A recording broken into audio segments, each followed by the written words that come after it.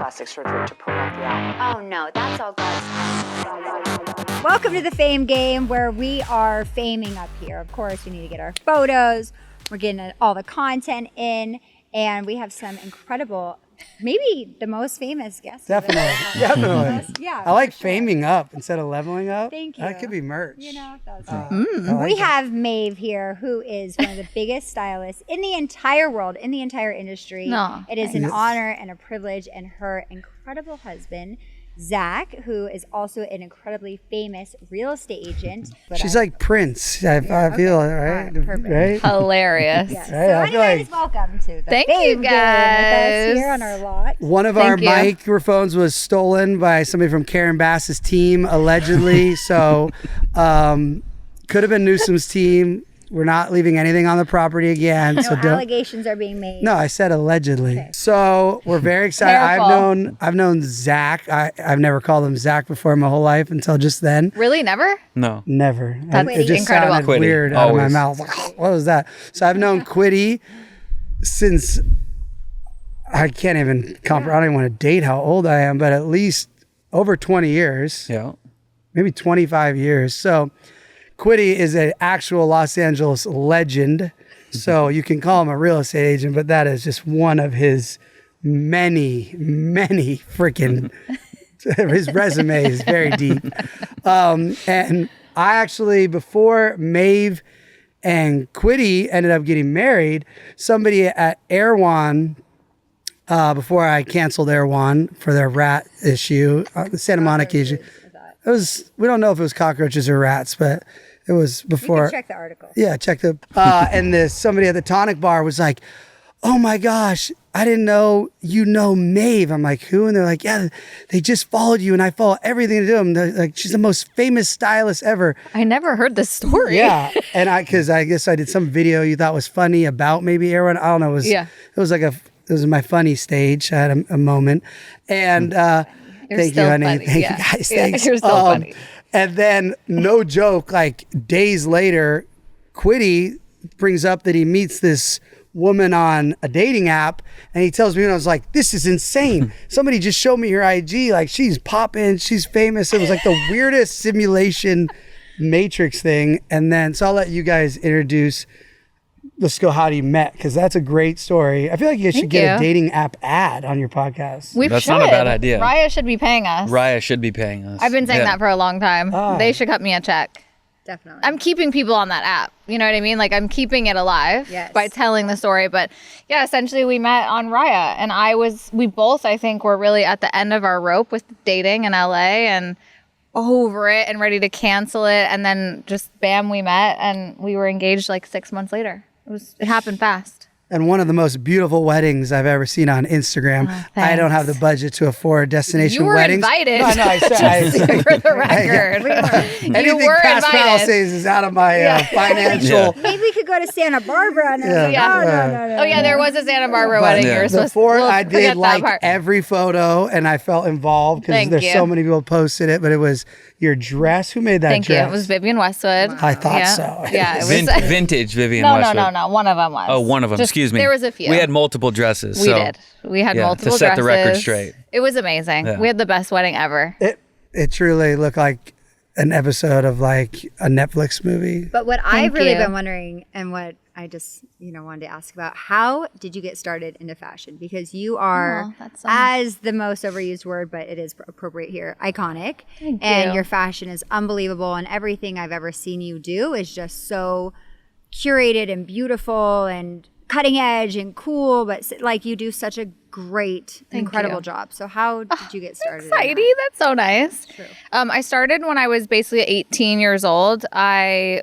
grew up in New York, and my dad helped me get a job on a TV show that he was producing, and basically said to the stylist, like, could you give my daughter a chance, but fire her if she sucks? Like, don't keep her just because she's my kid. And I couldn't believe that it was a real job, and I had never been on set before. This was before social media, really. This was like still Facebook, MySpace. Like, it was early days. And I fell in love with it, and I just basically chased it for all these years. It's been 20 years. Wow. Yeah. Time flies by. And I moved here when I was I guess 15 years ago. And I think that's really obviously where it took off. This is the capital of the entertainment industry. And I just knew this is where I needed to be if I wanted to work with celebrities. And it just kind of started from nothing. I moved here with 4 suitcases. I knew really nobody. I only had sober friends. I've been sober for 20 years. And so when I moved here, I knew where to go to meetings, basically. That was like kind of the way that I got connected to people, which is such a gift and a blessing. And because of that, I was, I started a life here. But I literally moved here with 4 suitcases. I didn't own a piece of furniture. I think, as we sit in this very sad lot of yours, I think there's so much misconception about people who lived here. And like, I came from nothing and I worked so hard for everything. And I literally moved to LA with like the clothes on my back, basically. So it's been a crazy journey. We should acknowledge Maeve and Quitty are fire victims. We're trying to tone down the fire rhetoric. We're trying to are? incorporate- No. Okay. No, we're trying to incorporate other elements as well to broaden the podcast, Totally. but 100%. We happen to be they your happen neighbors. to be neighbors who lost their homes, and so they have very interesting lives besides their house burning down. But Yes. how is it possible to maintain sobriety in the settings and lifestyle that you have been so deep in? Because from my experience, the only way to be at those type of things is to be drinking, because there's so many horrible people. Like, I need a drink to like, oh my God, I can deal with you. Numb out. Yeah. So how do you do that? I think because I really put the foundation of my life is my recovery. And I spent my first year really committed to my sobriety and really nothing. I did really nothing else in the first year. And I think because of that, I was able to like build this foundation in that I could go around people and be anywhere. And like, I was 17 when I got sober. So I didn't really get to like have my 20s that you got, I didn't have that lay do moment, but I was able to do that sober, and I had the time of my life. Honestly, in my early 20s, I was in New York and I was at the clubs all the time. I think I just learned that it's not for me, but I have no judgment for other people. And I was honestly fine to be around it. And in terms of my career, I have been oddly blessed I have really never come across a client or really been in a situation that made me uncomfortable, or like, I've just been kind of blessed with the clients I've had over the years to be just like super normal. Like, none of them were partiers.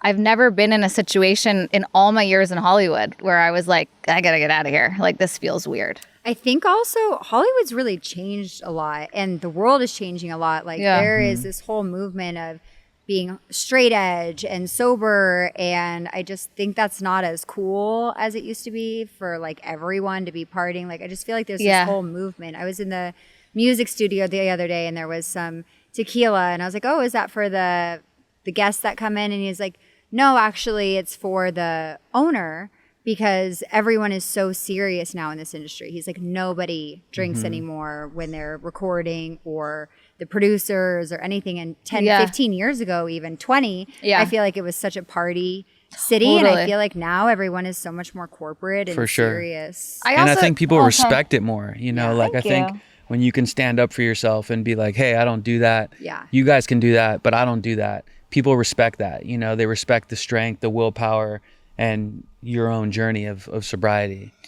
Yeah, I mean, I don't actually drink anything but Comos tequila, so It doesn't even count. no, is it like to the point where now probably if have they that. I if mean- they don't have that, I don't drink, like no matter what. So I have that. I say, oh, you don't have Comos, and they go, okay, just We call water, that please. disciplined drinking. Yeah, I think that, yeah, to your point, there's like a health consciousness too, just of like people as they get older too, are like, this makes me feel like shit. Like, I just don't want to feel horrible the next day, and making choices that you're just like, oh, maybe this just isn't for me anymore. People grow up a little bit, but I feel like there's, I don't know, I've been blessed. I haven't really been around anything crazy. And the best part is, we'll go to Coachella or festivals, events, and everyone's getting just plastered or doing drugs. And she'll do an all-nighter couple Red Bulls, and she's having just as much fun or more fun than anyone else, completely sober. I do. You know, and always really have do. a designated driver. She'll go till 5 a.m, you know, stone cold sober, and have such an amazing time. It's weird when I go to the club and I don't drink, I still feel hungover. Yeah, I'm because you're like, what the tired. heck? Yeah, I guess Yeah, you're exhausted. tired. You know, Yeah. you're like, oh my I god, can't do it anymore. Totally. I know. It's interesting when it all changes. Well, the older we get, just the more like- sleep we need. I'm shaking from the Red Sleep Bull. is crucial. Other I than thought that, that I'm this fine. morning. I was like, man, I think I'm just getting older. That I need more sleep than Yes. 7 Yeah. hours. I was like, what the Yeah, hell yeah. heck? Sleep Life is so has changed, important, guys. It's so I know, important. Yeah. I know. Yeah. God. I should start doing it. So back to, you know, you guys just moved into Palisades. What year? You guys got your dream lived in- house. 2024. Our literal dream house. I mean, every single morning, Maeve would wake up, look at me, and say, I am so grateful for this house. I've never been happier than living in this home. This is our home. This is my safe place. This is my happy place. And about 14, 15, 16 months in, the house burned down. Yeah. Yeah, 6 months after we got married. Yep.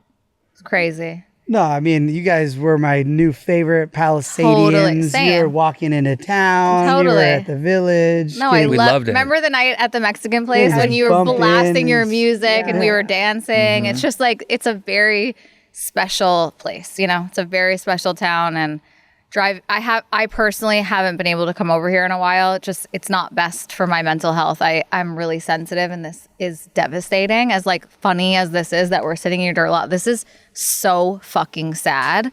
And I just never in a million years, if you told me that night, you know, that this would all be gone. Like I can't believe it. Still, I still can't believe it. Oh, no, I mean, Heidi every week asked to not do this. And I'm like, I know. that's what they want. That's what they want everybody I to know. forget. Yeah. They want us to be in a nice studio and like, oh, look, everyone's lives have moved on. But I will literally, if it comes to me having to hold Heidi's iPad with her face here, I'll sit in here forever because we are not getting a new house here. It's not even in the realm of possibilities. And so as many people that see that, to me, I will deal with this misery because they hope people just act like everything's going on. Well, So on behalf of everyone yeah, in the yeah, Palisades, yeah. Spencer, we are so grateful for you. No, honestly, really, I mean it, because I just feel like if not you, who? And so many people have given up or have stopped talking about it or just don't drive over here, and they don't want to acknowledge that this has happened and how little has happened since. And you every single day are advocating for this town and for the people in it. And it really means a lot to everybody. And by the way, even people who don't live here, who I just randomly were like, oh my God, did you see Spencer's? You know, people are paying attention, and I just feel like you can't stop. that's what I keep telling Heidi because she's like, take a break. And I'm like, they want me to take a break. No, it's No, about, I understand. It's about balance. No, I It doesn't have to understand. be 24 hours a day. It can be 2 hours a day. Yeah. And then you take a break, and then you work out, and then you need to sleep. And it's Totally. like, if you're not healthy, and if Yes. it's not good for your mental health, then it's not good for anyone. It doesn't matter. It's your life at the end of the day, and you have to prioritize yourself. So I'm not saying all or nothing. I'm saying throughout the day, it's great to fight the good fight. And throughout the day, you need to work out. You need to feel good. You need to sleep. You need to take care of yourself and not be consumed by it. Yeah. Yeah. Because you're a father and you're a husband and you're a person. And how I feel about this law is it's bittersweet. Like I love coming and I hate coming at the same time. And, you know, like we are both getting teary-eyed up there, but it's like looking at the pumpkin patch coming in and you're like,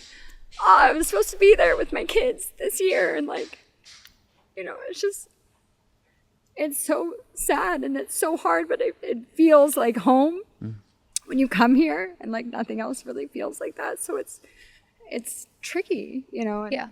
I've gone through too, like, is this good for my mental health or not? And it's like, well, I guess it doesn't matter. But for now, we'll come, and we got the soil tested and it's not toxic, so I'm okay to come. That was my biggest concern. I didn't want to get some weird cancer or something because I want to have a long life for our kids. But I fully support Spencer, and I'm so thankful he's such a great role model for our children and to fight that good fight and not to just let life happen to you and be proactive. And, you know, people have misconstrued it for anger, and it's not anger. It's being proactive. It's standing up for a community that's left in devastation and destruction and despair and death, literally. Yep. And for someone to be able to stand up and stand strong is the hard thing to do. And it takes a lot of courage, and it takes a lot of fight, and it takes a lot of strength to do that. So that shouldn't be dismissed or not acknowledged. That's a really hard, challenging, admirable thing to do based on facts, based on Truth. self-control and truth. Yeah. Speaking of the soil, it's a great update. I tested our soil, and I accidentally tested our neighbors. It wasn't, I just somehow they went to the wrong address also. So the very interesting thing that I talked to the testing expert yesterday for a good hour is what they learned from the campfire soil testing is that once you start digging down past a certain level, there could be metals that were here for 50 years that were pre the house. So you get to this thing where they kept digging so deep at the campfire because we had like a little higher levels of lead and copper. And I was like, oh, should we get that? And he's like, the reality is you could keep digging and you could go 20 feet and it could still be in this soil. It's always been there. Yeah. So he said, if you were really concerned, just to like change your shoes. But I was like, what about breathing? He's like, no. He's like, those are heavy metals. So for them to come up out of your soil. But I talked to my blood work doctor and he said to plant. So we are going to get more dirt removed. Just there's not much to even just more removed. And we're going to plant rye grass and kale. He said rye grass and kale pull out metals because they actually like feed off of it. So my vision where it's going to feel better for Heidi here, it's going to be all grass. We're going to have beautiful hummingbird plants, a bunch of hummingbird fountains right here. So all the hummingbirds will be taking baths behind us. We're going to get the double porta potty and not move it over so it doesn't have the fall over the thing. Yep. And then I think, you know, it's going to be paradise. What a good husband. And know, live it's- That's here. an amazing husband right there. Just prepping the lot for his We wife. are going to do a camping event here, like, Stop. you know, with the kids because they always want to meet eventually. Don't worry, psychos. You won't know when. And if you come at night, it's going to be a hunting episode. JK. Not. So back to real positive things. Mr. Quittman, you've had a lot of success in real estate. How are you looking at the Palisades? Because there's a weird thing where some people are really mad about the real estate people selling in the Palisades. And then I talked to somebody and they had a great idea. An angle you could take as a real estate legend is to be like, I'm only selling to other families that I believe are going to help the community versus foreign entities from New Zealand or China, and be that guy to like make yourself the face of rebuilding the Palisades community versus like these, like I have friends that are literally will sell out to anybody and have, and I'm like, who, like you have no, like you don't need that money and you're just going to take that check to sell somebody you know is going to just, you know, destroy your vision of the community you were a part of growing up. So what's your take on that? With that bias, how do No, you feel? I mean, look, the way I've seen things over the years with any natural disaster, I feel that there's always the people that look at those things as a way to make money, right? And so people see pure devastation as an opportunity to make money and rebuild and develop. And for me, it's rough to see that because the Palisades was such a special place, and there was generationally homes passed on many, many years from, you know, grandparents to their kids and to their children.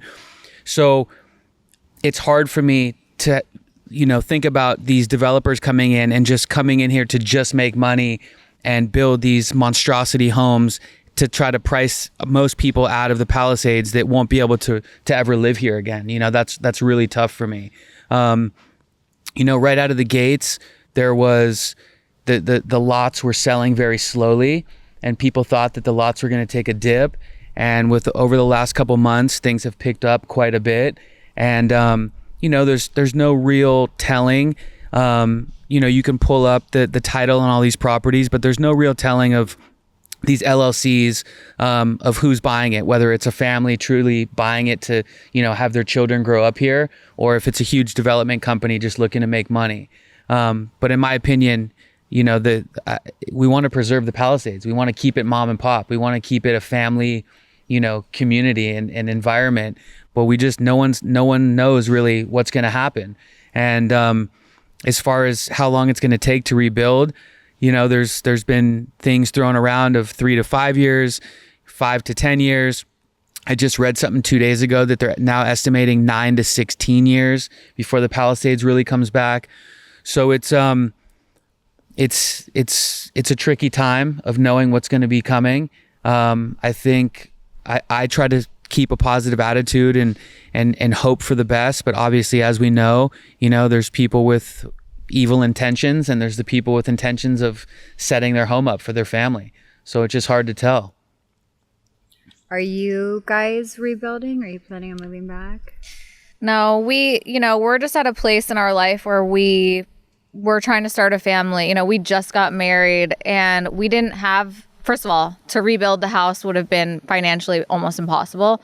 And I think we just felt like we needed to get settled, in somewhere else. And we had to make a call that we were talking about this earlier, we're so grateful for it, but it's not what we wanted. We didn't want to be in this situation. We wanted to be here, and driving back in here today was really hard because this was exactly where we wanted to be, and now it's where do you go, and we just had to make a decision for our family to get settled. Zach has 2 teenagers. We just couldn't live in limbo for the next however many years it would have taken. And I dream about coming back, but I'm so fearful of how will any of us ever be able to afford this again? Yeah. Because what I don't understand is if these lots, if you have to buy a lot for $1 million, $2 million, and then spend $5 million to rebuild what was a $5 million house, now the house is worth $7 or $8 million. And it's how does that make sense for anybody? Yeah. And obviously I'm not in real estate, but I listen to him and his incredible mom, Jade Mills, talk about this all the time. And I'm just it just doesn't make sense. Everyone's going to get priced out of here. And it's sad. But not only from a building standpoint, but people are going to be priced out. Just, if you had a $5 million house before, and that same house is now an $8 or $9 million house, your property taxes are going to significantly go up. And then insurance, the biggest problem that we're seeing in real estate right now in LA is just the homeowner's insurance. I know people who used to pay $15,000 a year, and now they're paying $60,000 a year. I sold a house in Malibu a couple years ago, and a pretty big house, $70 million. And the client's paying over $500,000 a year for homeowner's insurance. And so it's how do people even afford these numbers for insurance? I mean, it's you have to be very wealthy to even pay the insurance on your property. And what insurance companies are coming back here after, first of all, they all left before the fire. Your family knows better than anyone. And now it's what, we're just going to rebuild this place and get insurance? I don't know. I'm just what the fuck's going to happen? There is talk about insurance companies circling back and getting involved again. Who kind of stepped away from the California market. There has been talk about them circling back and, reinstating policies and starting to do business here again, but there's no guarantee of that. And that's the problem. It's Fair Plan only gives you up to $3 million coverage, and everything else, you have to pay an absolute fortune for it. So who can even afford that? And if you get the Fair Plan. I don't know one person that Fair Plan gave that $3 million to. No. I haven't heard more than 1.5. Yeah. It's crazy. Did you see what happened with the insurance czar, whatever, that Ricardo? He stepped down in Malibu or something? No. The main guy that Newsom put in charge. They just caught him. He did 40 trips all around the world, taking bodyguards at $40,000 a week, going to Africa, living it up while everyone's getting dropped. The guy that's in charge of making sure we all get insurance is just living up. This happened yesterday. They just busted him. Ricardo, so crazy. Laura, well, whatever. I just read this thing about Malibu too. A lot of people aren't talking about half of Malibu is gone, and 2 permits in 10 months. Yeah, I mean, the guy stepped down. He's like, he just Yeah. was like, I can't do this. I think the issue in Malibu is different Coastal commission with the coastal and those houses being on the sand. A lot of the houses that sat on the beach right there were so old that the caissons that held those houses up were like toothpicks. And so just from a structural standpoint and a safety standpoint, most of those houses weren't safe, pre-fire. So the rebuilding and what they're going to require now in order to build those homes, they're estimating just the seawall and the caissons and the septic tanks to be anywhere between $2.5 and $3 million before you even start a foundation and framing your home. So it's And so many people inherited those Yes. homes and can So many. barely pay. Yep. And a lot of people probably verbo them or rent them Yeah. out Totally. to be able Yep. to exist there. And I mean, the septics are a huge issue, period, in Malibu, but especially on the beach right there. Anything on the sand, the septics are even a greater issue, like an environmental issue, because a lot of those septics are so old that if they overflow, they're going straight into the ocean, so there's waste going into the ocean. So they're going to require now like the craziest digital septic systems that are, super secure and don't have the capabilities of leaking. And those things are expensive. I've also heard talk of from Dukes, so PCH in Las Flores to PCH in Sunset. I've heard rumors of a sewer line going in. So they would basically dig up the whole entire PCH and run a sewer from Las Flores all the way to tie in at Gladstone's. So we'll see. I mean, that would take away the septic issue, but that's a big project. it's interesting. They care when they put all the trash and debris I on know. the beach. It's like, Yeah. now you care about anything going into the ocean when I know. you completely are putting all the trash Literally. and toxic waste Yeah. from the houses and debris on the ocean. Yep. It's crazy. Fascinating. It's crazy. So you guys are staying here though, because you're both so rooted here, right? It's so tough. It's the topic, often the topic, because I would love to go elsewhere, but my business is here. I've been selling real estate in LA for 25 years, born and raised here. Maeve's business is here. So it's just hard to pick up and leave, I mean, there's so many tough. other beautiful states and places I would love to live, but to start from scratch at, 45 years old is tough. Well, if you want to make a career off of just me, I could be your one client out of state. And We'll move move to with Santa you guys. Barbara, yeah. We're in. Montana. Montana. We could go He would leave in Montana. 2 seconds. I just don't know what I would do somewhere else. That's the hard part. I feel like victim to California a bit. I know that's the tricky part. They all have us in a hold if you work in Yeah. this industry Yeah. at Yeah. all. It's like some people are successful enough to fly in and out, but we don't have Goals. those. But we got to be here. That's my goal. Yeah, we gotta be Fly here. in and out. Yeah, exactly. Those are the goals right there. Right. Yeah. 4 months Four scaffolding. must Scaffold. scaffold. If you need scaffolding, four In must Palisades. scaffolding. They're doing a great job over Yeah. there. And they can do it pretty quietly. So how do you guys balance staying because I would say for being so part of the biggest houses in the world, the most famous people, how do you stay so grounded in, you do have a very, I mean, this is with all respect, like simple life. You guys just like you're machos and go to the beach and you're very Hard workers. yeah, hard workers, but you don't do I don't feel like your guys are sceney at all. Even No, though, I think for me it came with age. Like I feel like in the early days of my career, I was so focused on building and growing and getting new clients and being out and about with my clients. And then, it just comes at a certain point where you're like, this doesn't keep me warm at night, really. Like it's fun and it's obviously an incredible life and I'm so grateful for it, but also it only fills one cup, you know what I mean? Like I needed to fill the other parts of me. And when I met him, I was definitely in a different era. I had moved to Venice. Actually, I was living at the beach. He was living in Malibu. It was really convenient for us. And I was definitely living a different life when we met. I think I was 35. I was like, I'm tired, I don't want to be out in the mix all the time. It's exhausting. And it's not really who I am, I guess, in a lot of ways. Like, of course, a ton of my friends are famous or celebrity, whatever. But they're just my friends. They're just normal people to me. You know what I'm saying? They're not Hailey Bieber. Like, it's just my friend, you know? So I think when I met Zach, I was definitely in the place of like ready to settle down. And I was just on my like West Side girl chill vibes. For sure. And then we met. Yeah. Since going back to falling in love and meeting on a dating app, I feel like a lot of people. Raya, to be exact. Okay, I mean they hadn't paid yet. No, they have to pay. True. Stop plugging them. like, For real. It's whoever the dating Yeah. app that's sending We met their, on Craigslist. They need podcast. to be our advertiser on my podcast, Yes. The Inside Yeah. Edit. So Yes. let's cue that up. I was just about to go all into that with the Hailey Bieber episode I just watched some great clips on. But how, because now you're the only couple I do know that have now had a successful relationship to marriage off a dating app. For people who are on dating apps, how is that a mere, like, what's the formula to that? I mean, honestly, the God honest truth is luck. Yeah.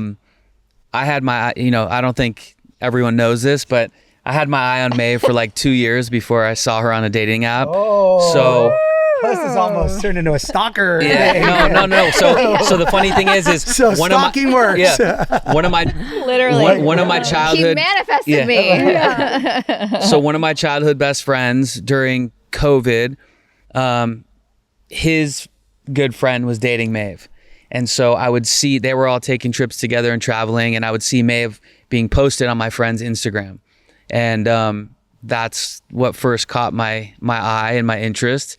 And I was like, damn, she is beautiful. She has crazy style. Like, she's my vibe. Like, everything was just kind of, the stars had aligned, but I hadn't met her. So I didn't know what, her personality was, or how big her heart was, or any of that stuff. So when I had heard through the grapevine that they had broken up, I reached out to my buddy and I was like, hey, can you just connect us? I don't need you to do anything special. Just connect us. And he was like, no, I can't be involved. My buddy, I'm not doing that. I'm not getting in the mix. I'm not getting in the middle of that. All right, cool. So then one day she had randomly popped up on my Raya, and I liked her. A week went by, nothing. Woke up one morning, it said connected on the app, and I texted her. I sent her a message, and I was like, send me your number tonight. Send me your number right now. I'm taking you out tonight. And boom, the number popped up. And that was my whole response. It was just my cell just a phone number. And she was in Mexico with her sister, and we ended up FaceTiming and talking for like 15 hours over like 3 or 4 days. And she came home, and that was it. We hung out once, and it was a wrap. Yeah. Where'd you take her for dinner? We ordered in. No. You know what your theme song should Don't be? answer that question. Zara Larson's Crush. Have you heard the lyrics? It feels like No. it would be, you would Okay. relate to that record. Yeah, we ordered in. It's so interesting how different your worlds were at that moment. You already had Yep. Maeve completely on your mind, and how excited you were. Maeve was probably like, "Oh, yeah, Who is this guy? All right, I'll give him my number or whatever." And it's like this whole different. No, but the crazy thing is, 2 weeks before we connected and started talking, a beach that I grew up surfing in Malibu, Little Doom, Maeve was at Little Doom and posted a picture of herself on the cliff, and she's like, looking for my surfer boyfriend. Or husband. Looking for my surfer husband. Be clear about what you want, ladies. Yes. So she manifested it, and 2 weeks later, her surfer husband showed up. I don't think it was 2. So- I think it was a couple months, but Couple whatever. months, 2 weeks. It was close. It was very close. Quick. Yeah, it was Quick. close. Yeah. Oh my I was gosh, ready, I love and that. he didn't even know he wanted to get married again until he met me. I mean, honestly. I was. I think it was It was that's a a no. different sentence. Yeah. I think he Yeah. knew he was not getting ever That's married. right. again. Look, I had 2 children at an early age. I had my first son at 26, and was in a 13-year marriage. And, I was young. I was 18 when I connected with my first wife, and it was just young and immature. And, just we grow, right? We grow and evolve, and sometimes people grow apart, and that's what we did. And so I was like, look, I have my 2 boys. I'm young. I'm healthy. I'm good. I have everything I need, and I'm good. I'm not getting married again. No more children. And then, of course, I meet my soulmate and my best friend, and that all changed. I feel like we're on an episode of a dating show. It's so good. Speaking of your podcast, the name is The Inside Edit. The Inside Edit. Just launched recently. It did, yes. And what I found so interesting is that one of your, I don't know, not current clients, but let's say a client you've worked with was Hailey Bieber, and that story of how she just she randomly just came to your office one day, or like I feel like I missed it. Her agent reached out to my agent. I guess she found me on Instagram, and they connected and they reached out to me. They're like, "Do you want to meet this girl?" She was Hailey Baldwin. She was 18 or 19 years old at the time, and do you want to meet this girl for coffee? And I did, and it was just like instant connection, and we started working together right away. And 3 days later, we did a fitting for Paris Fashion Week, and we're basically inseparable for like 6 years. So I helped her grow her, incredible vibe and with the best time together. And I think that's probably what people know me for. And, I love street style. I love that she and I got to create that together. I feel like it was a really different time in the industry when, early days, just like on the back end, the business side of things, like no brands were loaning clothes for girls for just like walking down the street. Obviously some were, like there were the Kate Mosses of the world and there was the Rihannas of the world, but it wasn't the business that it has become, where these brands are actually more eager to dress these girls for their day-to-day life than they are for red carpet, because that's what's converting into sales. And that's how, those girls wear clothes and it's sold out in 3 minutes. It's like life-changing for brands. And I think during that time, we really saw how that was connecting with not only like the world, the internet, but how it converted into sales for these brands, and the value in that. And I think those girls hold like a lot of power now, but it was different. It was not that in the beginning. Do you remember when she like went on her first date with Bieber and everything? Of course. I was at their wedding. Like, of Oh course. my gosh, Of course. And you did a great job. Thank styling you. her for Thank you. It was too. so special. We worked on that dress with Virgil, which was like such a special process, especially with him being gone now. It's just like, I can't believe that we got to do that with him. And so collaborative, and we all had different ideas, and it all just sort of like came together in this beautiful, moment. And I actually was looking at that on TikTok yesterday. It came up, her wedding dress and all of her wedding looks. And I was like, oh my gosh, these are so crazy. Thank stunning. you. So, Yeah, it Stunning. was. It was the best. Very lucky. What an adventure. Yeah, exactly. Does it blow your mind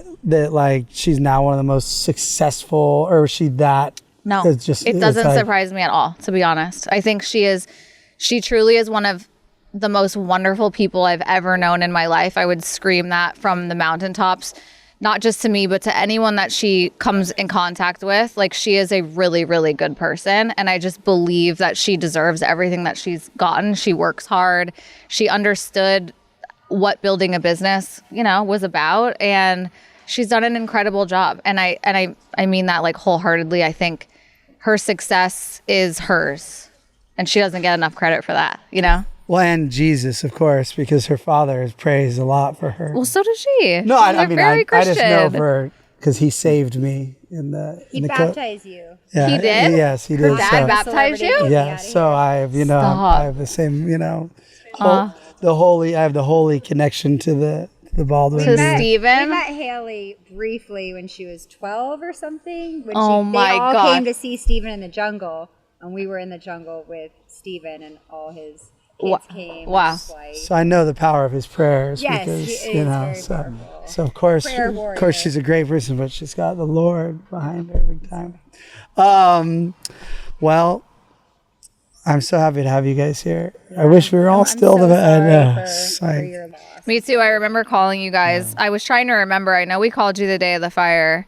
And I think I talked to Spencer multiple No, times and I that think day. at some point in the morning you were like, I think everything's fine over here. Right? Yeah. Were Well, you it like, was, yeah. it was, Yeah. yeah. I was like, oh, okay. because I didn't know about it coming around Yeah, your guys' angle. I thought it was yeah. just mine that I was watching, and they were dropping the water on it. So Yeah, I remember I FaceTiming you and you were like, yeah, I think we're gonna be okay over here. Our house was much closer to like where it originated, and so we had a much crazier day trying to leave. I mean, yeah, you did the whole psycho we got evacuation. got stuck in that 250 car pileup at the bottom of the Highlands. I had to send her running through the flames with the animals.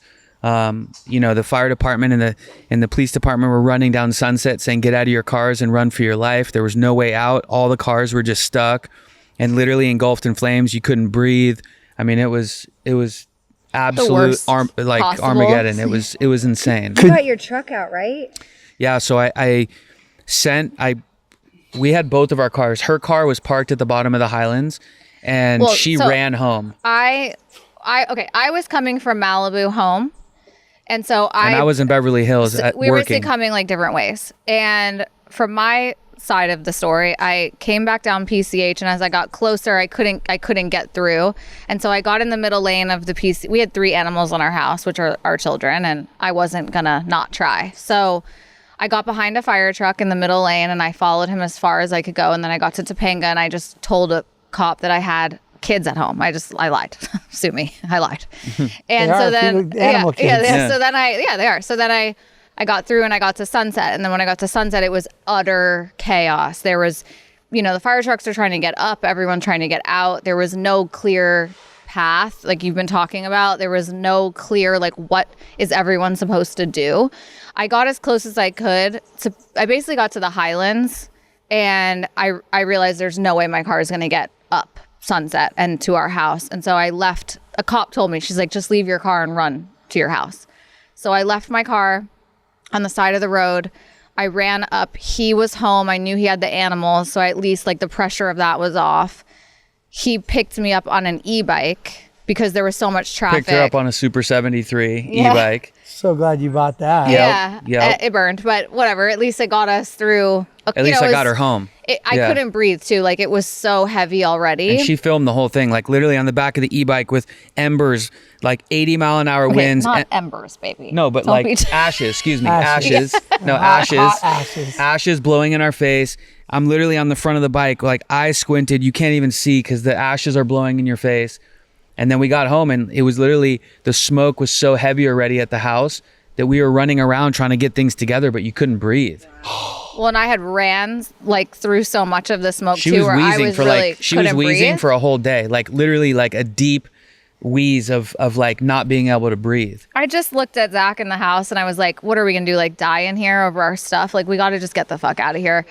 And so, we took overnight bags. Like, we were gonna go sleep at his mom's house. Yeah. We took the dog stuff, the cat stuff, and we just got in his truck, and we decided to go back the way that I came, because the reason I couldn't get up was because at least the traffic was flowing out, like towards PCH. Until we tried to leave.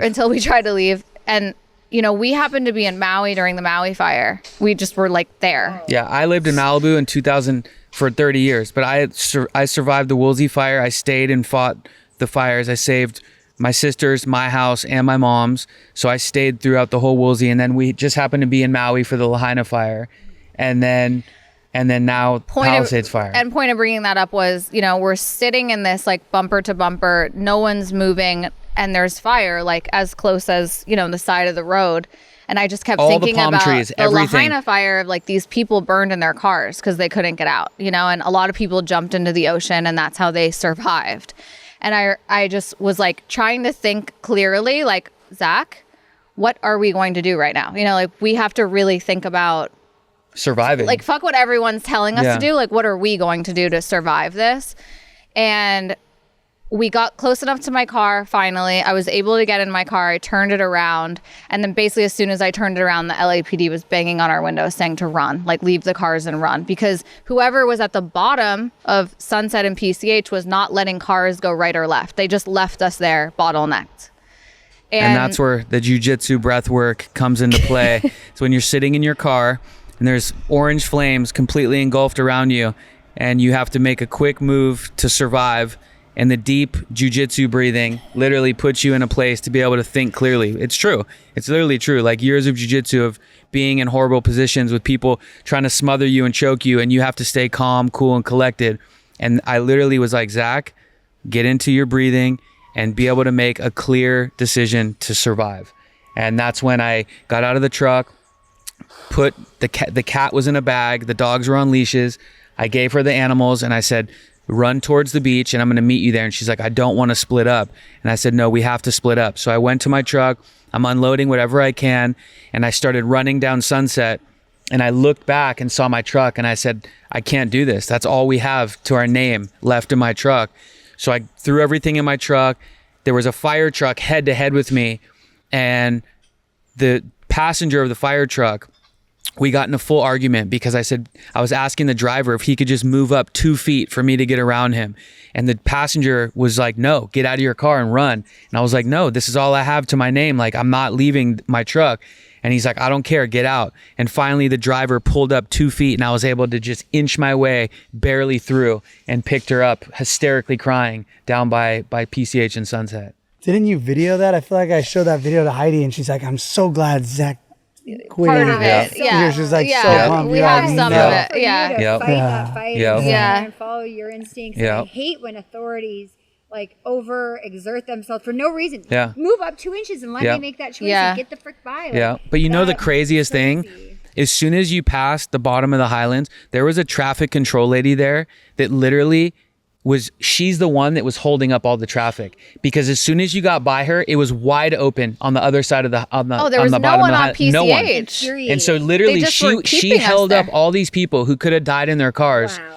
When if she just told everyone to go, there would have been a straight shot. There was nothing on the other side of the bottom of the Highlands No. holding up traffic. And she would have had no repercussions. No Nope. one would have said anything. She One probably would have traffic been lady. Listen, it was so they were like traffic cops, you know, like Yeah. they didn't know what the No. hell was happening either. But They thought it was like a it wa- football game It or was something. like, Yeah, literally. but it just was She confusing. thought she was I'm working like, the are Hollywood they Bowl not on a Saturday night. I just was like, are they not on radio with each other? Like, why isn't someone up where we It was were utter chaos. saying There was no these- organization, Yeah. no structure. It was unbelievable. We were talking to our friend Jamie Geller, who had to abandon her car in the Highlands. She had made it to Gladstone's with one of their dogs, I think, in a suitcase, and her husband and her children were still stuck at the top of the Highlands. And she couldn't get in touch with them because obviously there was no service, and like she was just on foot at Gladstone's, and we were like, should we come get you? And she said, no, I have to wait for like my family, obviously. But it was just chaos, like the absolute worst moment of our life. And I think for me, at least, I still feel like I'm processing. Not only did we lose our home and everything we've ever had and worked for, but we also are processing like the fact that we ran for our lives. Like true trauma of surviving something like that. Just no one should ever have to feel that. I say that all the time to Heidi, that God protected us from that whole experience by making Gunner have pneumonia. So he had pneumonia for like 3 days leading up to the fire. So we were just at home with him. He wasn't at school. So all these kids I know. did that with how you guys did Yeah. that. These kids had to Yeah. do that as well, running Oh, out of our- their classrooms with Our parents. friends had their little kids stuck at school. at Seven Arrows, you know, and they're sending us videos coming from like Santa Monica trying to get up, and I can't even imagine having little kids trying to get them out of school and get them out of there. Like But also animals. We have friends who, they're animals. 2 dogs, 2 cats burned in their house, up in the Highlands. I couldn't have survived that. I mean, just, Many people died, animals died. Like the devastation runs deep. It runs really deep. It's horrible. Just get me guys pumped up. You got with this one from Heidi, like, you need to take a break out of this podcast. I'm like, You were out the day. no, I know. No, it's true, because you have to figure out, at least for myself, like just even driving over here is figuring out how to calm my nervous system down, just take deep breaths, because it's really hard to see this. I feel like a lot of people haven't come over here and really even seen what's happened. And I get that it's sad and they don't want to see it, but I feel like it's important. And I guess part of my issue too is I feel like nothing has been done for these other parts of LA that are similar to the Palisades, similar landscapes, similar, with the trees and the brush and all the things. And no one in Truesdale or Laurel Canyon, or no one in the government is like, this could happen somewhere else. Let's make sure that these other parts of LA are safe. I'm just like, how has no one learned any lessons from what's happened to us, And I think that's part of Spencer's fight is to prevent this from happening, and knowing that there is a way to prevent this, at least the amount of destruction. Yep. Maybe fires aren't completely preventable, but they are, you don't have to lose a whole town. You don't have to have this type of scale of destruction, especially the amount of people that he's talked to that are experts saying this was avoidable. 100%. course. I mean, look, we live in a state where people pay some of the highest taxes in the nation, highest property taxes. The state has the money to on their own dime pay for brush clearance. It's a preventative. It's something that we could benefit everyone.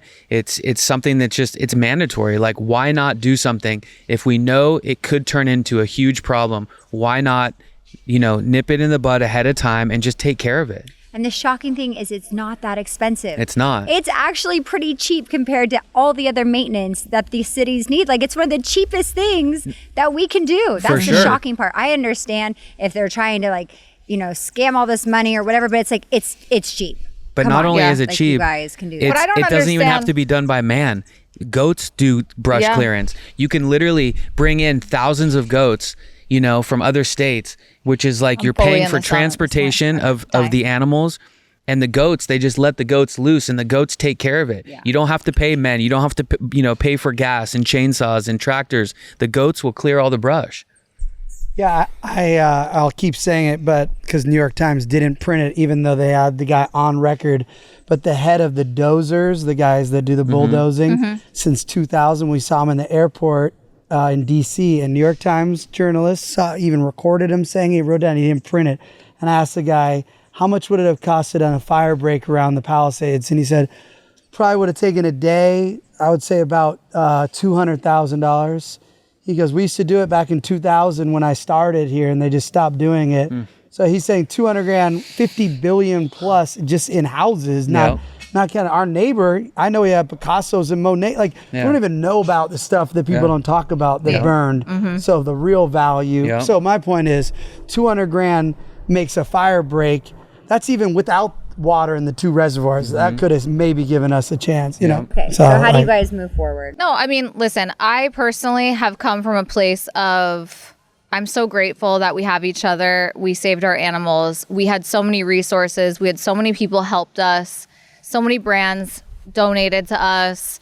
So many people in our lives showed up for us. And so I just personally need to cling on to the happiness of that, or like the gratitude in that, and not dwell, I guess, because I don't want this to completely engulf and like destroy our lives and our future.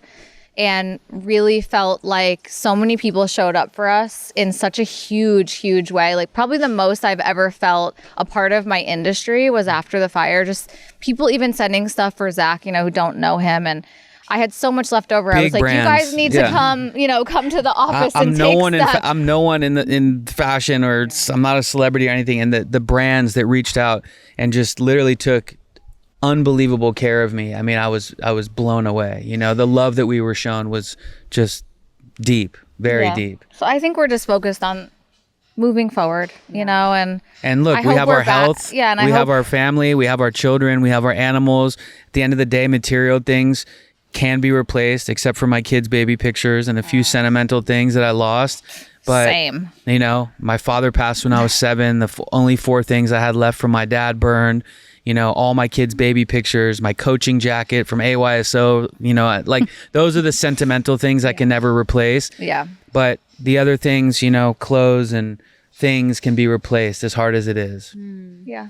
Well, where can everyone find you guys for your amazing services so and sweet. Industries? Well, my Instagram is StyleMeMaeve, and my podcast is The Inside Edit. Can't wait to have you guys on. Yes. We shoot inside in air conditioning. Okay, do you style your guests for it? Do I get a If free it's you, style? if it's you, yes. Okay. But don't All right, tell anyone perfect. else. Okay. Yes. Perfect. That's got to be part of the episode. Okay. Yeah, you like style your guests. Cute. And my Okay, let's Instagram do is it. just my name, Zach Quittman, ZachQuittman.